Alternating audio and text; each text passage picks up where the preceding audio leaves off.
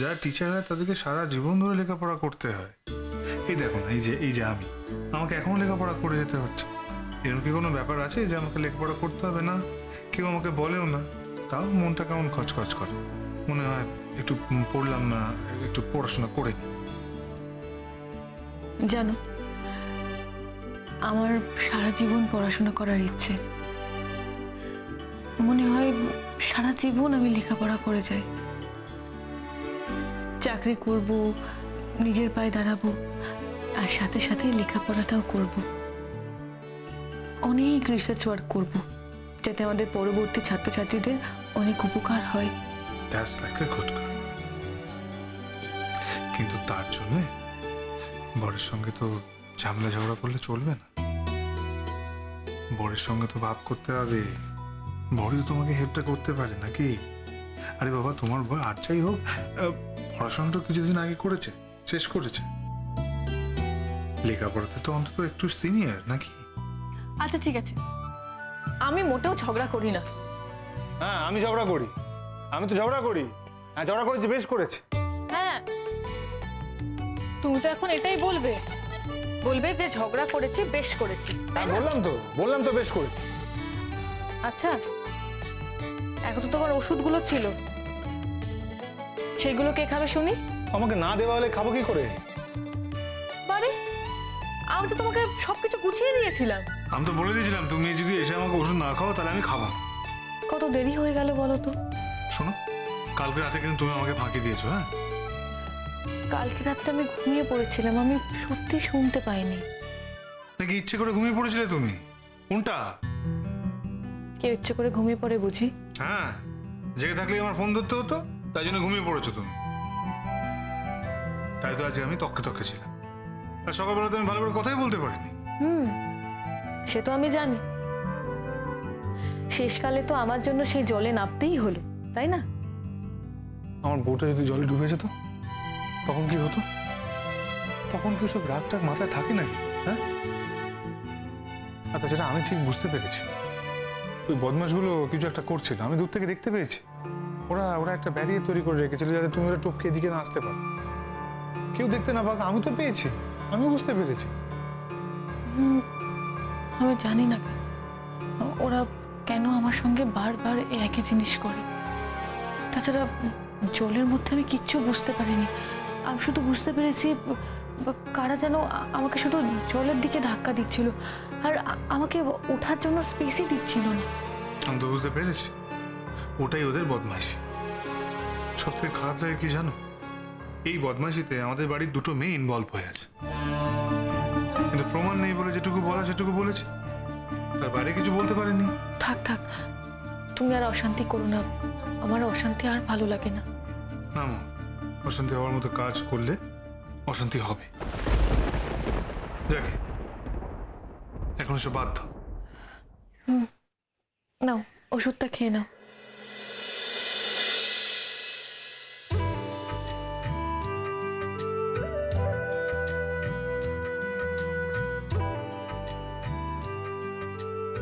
আমি কিন্তু দুটোবার মতো ওষুধটা খেয়ে নিয়েছি।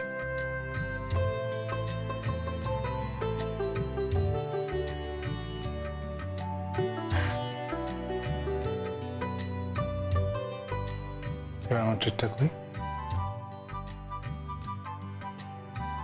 কিসের ট্রিট?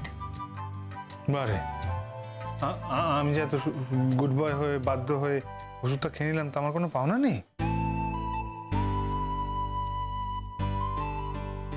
আমি যাচ্ছি।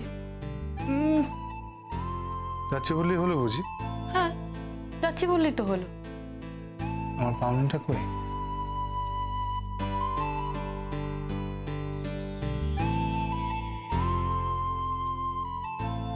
আমার ট্রিট চাই। চোখ বুঝো। বেশ, বুঝলাম চোখ।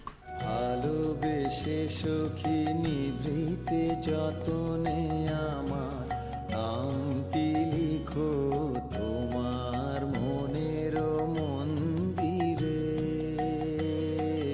ভালোবেসে সখী নিভৃতে যতনে আমার নামটি লিখো মোটে একটা? আমি কিন্তু এবার সত্যি চলে যাব। কোথায় যাবে তুমি আমাকে ছেড়ে?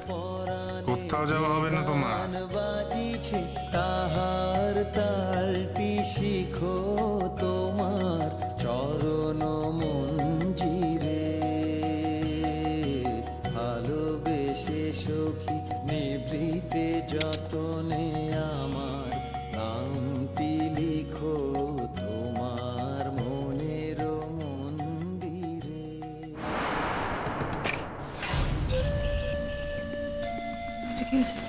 শোনো শোনো শোনো, মোহরের ঘর ফাঁকা।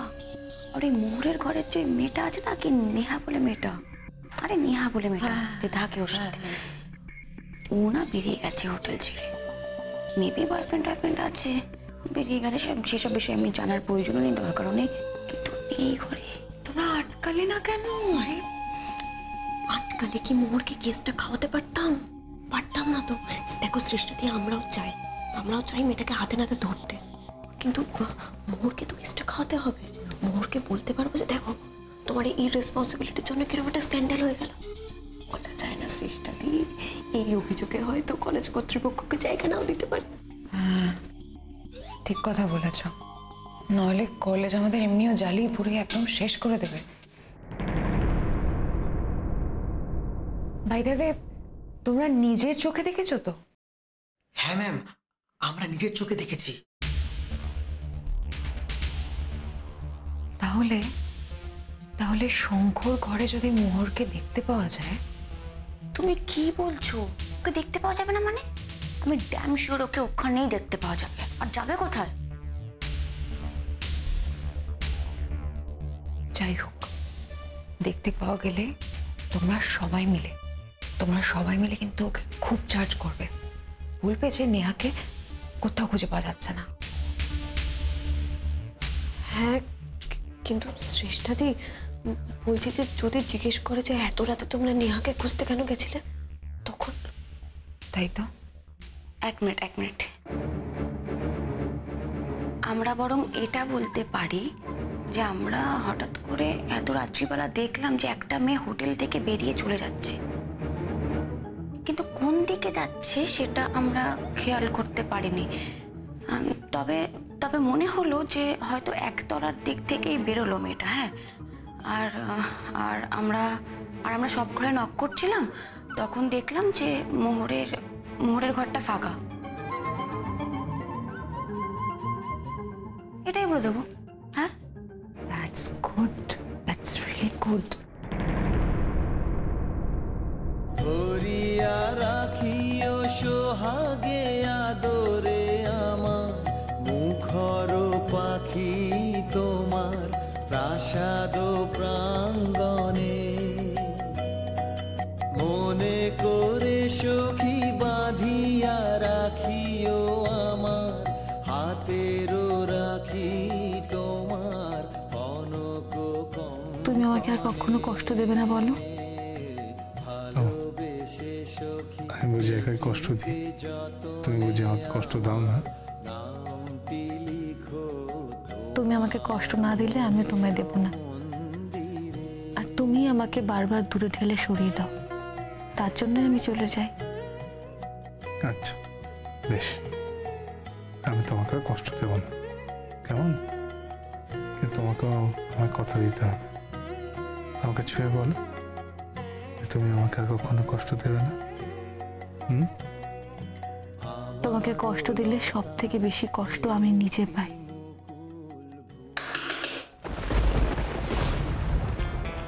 কে এলো এত রাতে? শোনো না, আমি এখন যাই। হ্যাঁ, আরে দাঁড়াও দাঁড়াও, যাবে কি? কি এলো দেখি, এত রাতে দরজা আটকাচ্ছে, দাঁড়াও।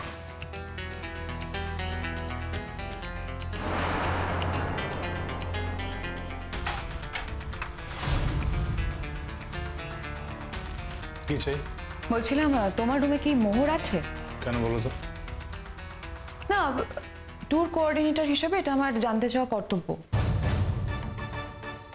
কারণ মোহরকে তো রুমে খুঁজে পাওয়া যাচ্ছে না, যদিও আমি জানি ওর এখন তোমার রুমে থাকাটা উচিত নয়, মানে থাকার কথা নয়।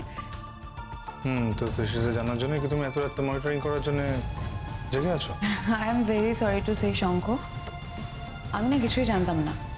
আমাকে স্টুডেন্টসরা এসে বললো যে মোহরের রুমে যে ফার্স্ট ইয়ারের মেয়েটা ছিল নেহা, তাকে কোথাও খুঁজে পাওয়া যাচ্ছে না। তার মানে